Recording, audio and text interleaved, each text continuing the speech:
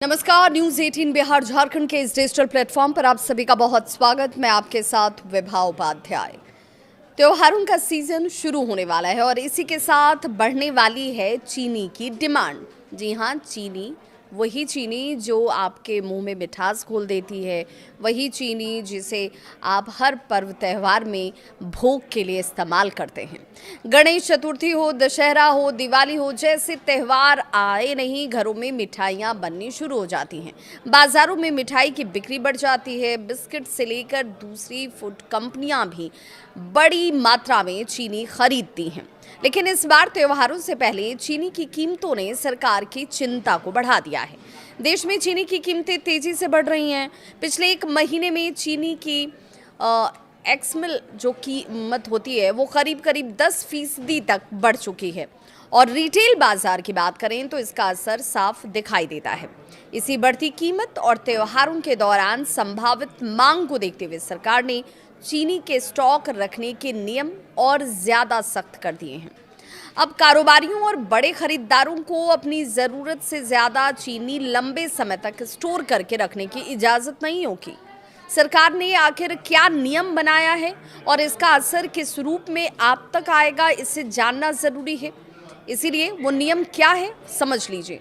सरकार के नए नियम के मुताबिक जिन डीलरों या खरीदारों का एक महीने में चीनी का इस्तेमाल या कारोबार कह लीजिए 10 मीट्रिक टन से ज़्यादा है, वे अब अपने पास 15 दिन से ज़्यादा का स्टॉक नहीं रख सकेंगे। ये नया नियम कब से लागू होगा, कब से आप इसे लेकर ज़्यादा सतर्क हो जाएं, सावधान हो जाएं, मूल तौर पर आप इसे समझ जाएं कि आपको क्या करना है और क्या नहीं करना है, तो ये नया नियम 1 सितंबर से लागू होगा। 30 नवंबर तक ये जारी रहेगा, यानी त्योहार के इस पूरे पीक सीजन में सरकार चीनी के स्टॉक और उसकी सप्लाई पर कड़ी नज़र रखने वाली है। सरकार का इसके पीछे का मकसद क्या है वो भी हम आपको बताते हैं। मकसद बहुत साफ, बाजार में चीनी की उपलब्धता बनी रहे, कारोबारी ज़रूरत से ज़्यादा चीनी स्टॉक न करें और जमाखोरी की वजह से कीमतों में अचानक से कोई तेजी न आए। खास बात यह है कि सरकार ने ये फैसला ऐसे वक्त में लिया है जब कुछ ही दिन बाद त्योहारों का सीजन शुरू होने वाला है। दरअसल चीनी के स्टॉक पर यह पहली बार सख्ती नहीं की गई है। सरकार ने पिछले महीने ही कारोबारियों के लिए स्टॉक रखने की सीमा घटाकर 30 दिन की थी, लेकिन इसके बाद भी चीनी की कीमतों में तेजी जो है वो बरकरार रही, जारी रही। इसी वजह से सरकार को फिर एक बार नियम में तब्दीली लानी पड़ी है और 30 दिन के इस समय सीमा को घटाकर 15 दिन करना पड़ा है। इसका मतलब है कि अगर कोई बड़ा कारोबारी या खरीदार हर महीने बड़ी मात्रा में चीनी खरीदता है तो वो अब लंबे समय तक चीनी को स्टॉक कर यानी जमा कर नहीं रख पाएगा। सरकार को इससे उम्मीद है कि चीनी लगातार बाजार में आती रहेगी, पहुंचती रहेगी, सप्लाई की कोई कमी पैदा नहीं होगी, आम जनता परेशान नहीं होगी और आम जनता जो त्योहारों को मनाती है उन तक ये मिठास बरकरार रहेगी। लेकिन सवाल ये भी है, आपके मन में उठ सकता है कि चीनी आखिर इतनी महंगी क्यों हो रही है, आखिर चीनी की कीमतों में इतनी तेजी क्यों आ गई है। तो इसके पीछे सबसे बड़ी वजह है मांग और सप्लाई का संतुलन। भारत दुनिया में चीनी का सबसे बड़ा उपभोक्ता है। देश में हर साल बड़ी मात्रा में चीनी की खपत होती है। सामान्य दिनों में घरेलू खपत के अलावा चीनी की मांग होटल, रेस्टोरेंट, मिठाई की दुकान और फूड प्रोसेसिंग कंपनियों से सबसे ज़्यादा होती है। लेकिन अगस्त से लेकर नवंबर के बीच यही चेन जो है, ये तस्वीर जो है वो बदल जाती है। अब ये बदलती क्यों है? तो ये होता है त्योहारी मौसम, त्योहारी सीज़न, जहाँ पर हर काम मीठे से शुरू होता है और मीठे पर ख़त्म होता है। गणेश चतुर्थी से लेकर दशहरा और फिर दिवाली तक लगातार त्यौहार आते हैं। इन त्योहारों में मिठाइयों की मांग बढ़ती है और घरों में भी चीनी की खपत बढ़ जाती है।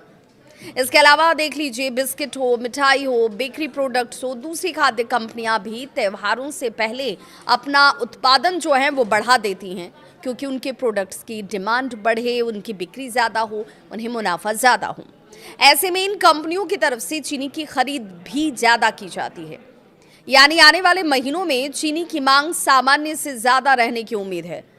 सरकार को इसी वजह से ये डर भी है कि अगर इस दौरान कुछ बड़े कारोबारी ज्यादा मात्रा में चीनी खरीद कर स्टॉक कर लेते हैं तो बाजार में उपलब्ध चीनी संभवतः कम हो सकती है और कीमतों पर और दबाव बढ़ सकता है। इसी संभावना को रोकने के लिए स्टॉक लिमिट को 30 दिन से घटाकर 15 दिन कर दिया गया है। चीनी की कीमतों में तेजी का अंदाजा आप एक्स मिल कीमत से भी लगा सकते हैं। रिपोर्ट ये कहती है कि मंगलवार को देश में चीनी की औसत एक्स मिल कीमत जो है वो करीब 5,400 से लेकर 5,500 रुपये प्रति क्विंटल के आसपास रही। एक साल पहले यही कीमत लगभग 3,900 रुपये प्रति क्विंटल के आसपास थी। यानी एक साल में चीनी की कीमत में काफी बड़ा अंतर आ चुका है और इसका असर सिर्फ चीनी मिलों या फिर कारोबारियों तक सीमित नहीं होता है। इसका असर सीधे तौर पर आम लोगों की जेब पर भी पड़ सकता है।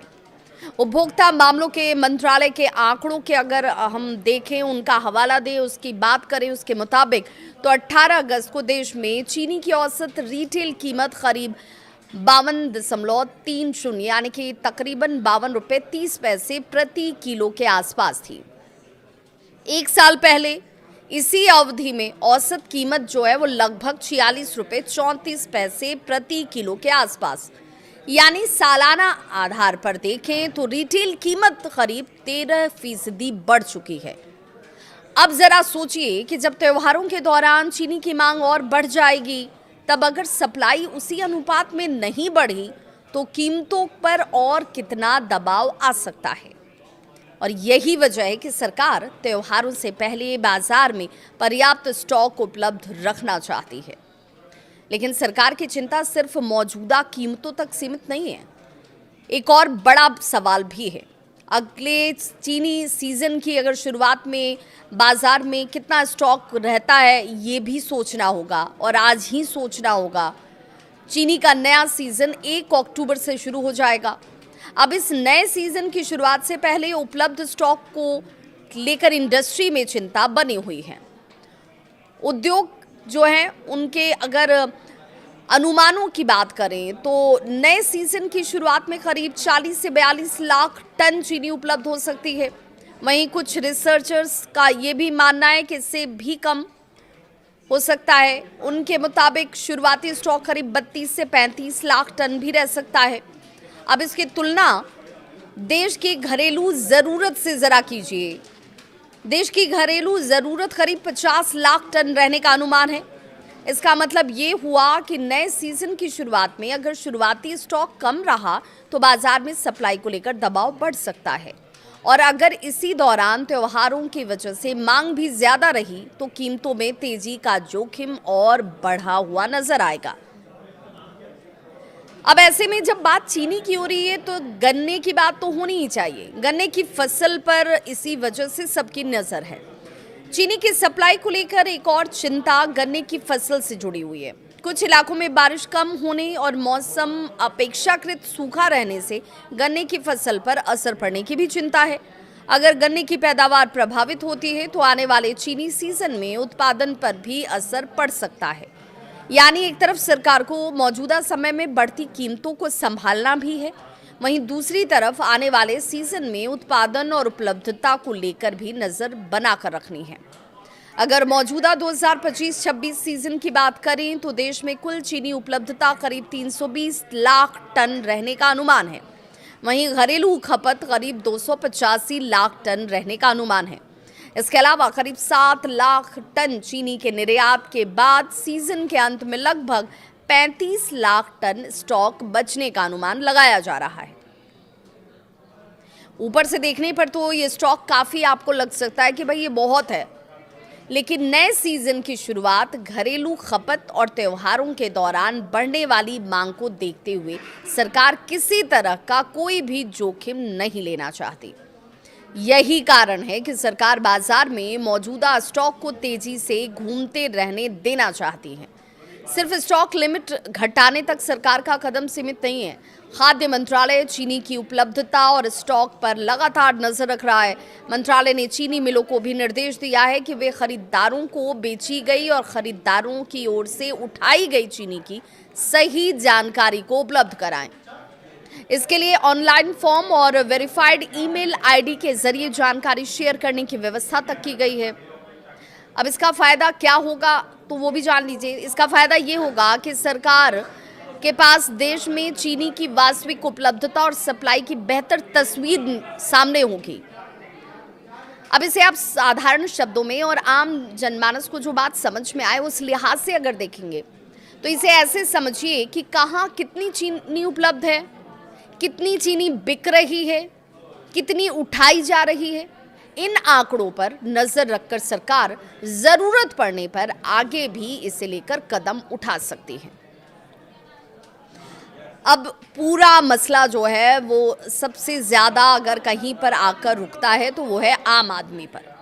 अब आम आदमी पर इसका असर क्या होगा, सबसे बड़ा सवाल भी यही है। इस पूरे फैसले का आम ग्राहक पर असर किस रूप में पड़ने वाला है तो वो भी जान लीजिए। सरकार की कोशिश सफल रहती है, बाजार में पर्याप्त चीनी उपलब्ध रहती है तो त्योहारों के दौरान कीमतों में अचानक बड़ी तेजी को रोकने में मदद मिल पाएगी। खासकर मिठाई कारोबारियों और फूड कंपनियों के लिए लगातार सप्लाई उपलब्ध रहना जरूरी है। हालांकि अगर उत्पादन उम्मीद से कम रहा या गन्ने की फसल पर मौसम का ज्यादा असर पड़ा तो सिर्फ स्टॉक लिमिट कम रहने से कीमतों पर दबाव पूरी तरह खत्म होना मुश्किल हो सकता है। यानी आने वाले महीनों की बात करें तो आने वाले महीनों में चीनी की कीमत इस बात पर निर्भर करेगी कि बाजार में मांग कितनी बढ़ती है, सप्लाई कितनी आती है, नया सीजन किस स्टॉक के साथ शुरू होता है। और कुल मिलाकर सरकार ने त्योहारों से ठीक पहले चीनी के स्टॉक पर बड़ी सख्ती की है। 10 मीट्रिक टन से ज्यादा मासिक कारोबार या फिर इस्तेमाल करने वाले डीलर और बड़े खरीदारों के लिए अब 15 दिन से ज्यादा का स्टॉक रखना संभव नहीं होगा। ये नियम 1 सितंबर से लेकर 30 नवंबर तक लागू रहेगा। सरकार का लक्ष्य है त्योहारों के दौरान बाजार में चीनी की कमी न होने देना, जमाखोरी पर रोक लगाना और बढ़ती कीमतों को नियंत्रित रखना। लेकिन आगे की तस्वीर सिर्फ सरकारी स्टॉक लिमिट से तय नहीं होगी, गन्ने की फसल भी इसमें महत्वपूर्ण होगी। बारिश कैसी होती है, नए सीजन का शुरुआती स्टॉक क्या रहता है, चीनी का उत्पादन और त्योहारों के दौरान बढ़ने वाली मांग, इन सभी पर बाजार की नजर रहेगी। अगर सप्लाई मजबूत रही तो कीमतों को संभालना आसान होगा, लेकिन उत्पादन या शुरुआती स्टॉक उम्मीद से कम रहा तो चीनी की कीमतों पर दबाव आगे भी बना रह सकता है। और इसीलिए आने वाले 3 महीने न सिर्फ चीनी कारोबारियों बल्कि आम उपभोक्ताओं के लिए भी बेहद महत्वपूर्ण रहने वाले हैं। त्योहारों की मिठास इस बार चीनी की कीमत कितनी बढ़ाती है और सरकार की 15 दिन वाली स्टॉक लिमिट महंगाई पर कितना असर डाल पाती है, इस पर हम सब की नजर है। इस खबर को लेकर आपकी क्या है सोच, अपनी राय जरूर कमेंट सेक्शन में साझा करें।